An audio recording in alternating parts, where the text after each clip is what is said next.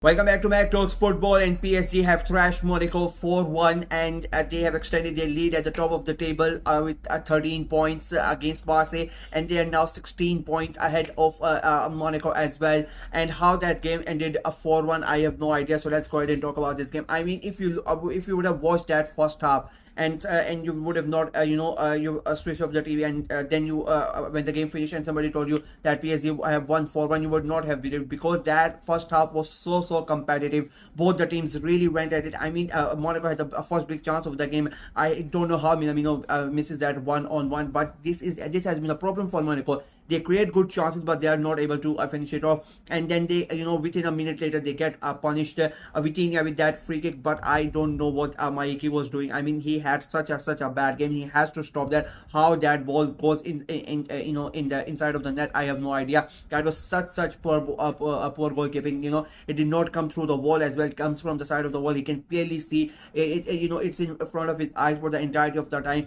He's so late going down, and then he's so late to react to the ball. It should not have been that goal, but PSG go ahead and take the lead. But Monaco, as I said, they played really good in that first half. They come back. They are playing with the pressing from Monaco in the first half was really good. They are playing on a high tempo. They take the ball away from PSG. They dispossessed PSG like 4 or 5 times in that first half.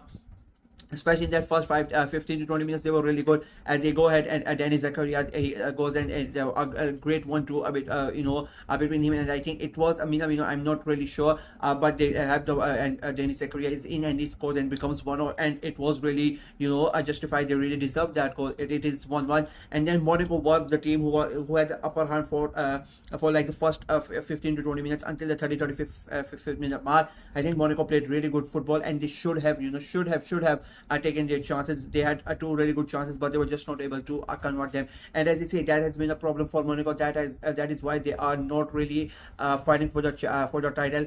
And if you are gonna miss your chances against PSG at their home stadium, they are gonna punish you. PSG, they in the last 10 minutes of the first half, they were really good. They came back. They turned that tie in my opinion, in that the momentum and everything in that at the end of the first half, and I think that basically changed the entirety of that game. But just like Monaco, they were not really able to convert their chances, but they changed the momentum, and the fans were really came alive at the entire end of that first half. Second half comes in, and that momentum carried on. Monaco were really bad in that second half. It really did not look like that it was the same team that played the first half. In the second half, they were really terrible. PSG just were all over them. Monaco had no answers, and attack after attack, when you continuously you are soaking up the pressure, it is bound to crack you up. And they did it, and Kvaratskhelia goes ahead and scores that goal. It was a really good, well-worked goal between the players, and PSG take the lead at 2-1. And after that, it sort of felt like Monaco crumbled under the pressure, and Maiki again for that third goal again. I mean,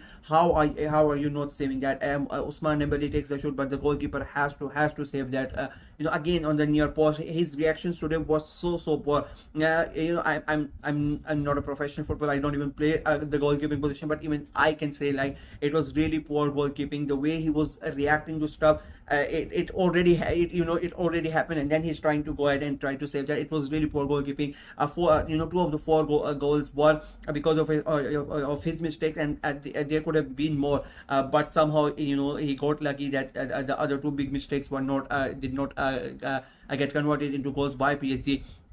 It becomes a 3-1, and after that, basically the game was done and dusted. PSG kept on attacking, but the last 10-15 minutes they put the brakes on, and Monaco never really recovered from those 2 quick goals, and they basically gave up. And right at the end, Ousmane Dembele comes in and rubbing salt into the wounds. Again, that 4th goal could have been avoided, but as I said, Monaco were done and dusted by that point, and PSG go ahead and they scored the goal. Dembele, which is second of the game, was very easy for PSG right at the end as well. They win the game 4-1, and I keep on saying, I really did not believe at the end of the first half that this game was going to be so easy for PSG in that second half, but they go ahead and they win the game. Now they're 13 points ahead of Marseille.